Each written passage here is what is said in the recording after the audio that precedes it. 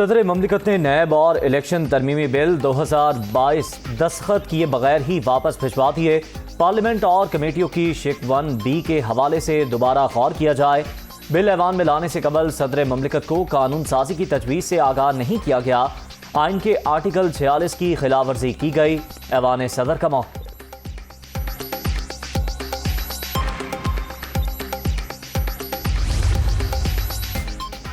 शहबाज शरीफ बताएं, सूरत हाल इतनी ही मुश्किल थी तो हमारे खिलाफ साजिश क्यों की?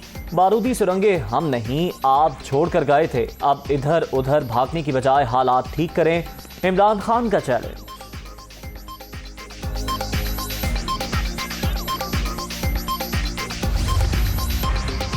और शांगला के करीब चकेसर के पहाड़ी जंगलात में आतिशत की 3 खातीन समेत 4 अफराद झुलस कर जाँ बहक। शोलों ने करीबी घरों को भी लपेट में ले लिया। सवात और मंगोरा में भी कई मकामात पर आग भड़क उठी।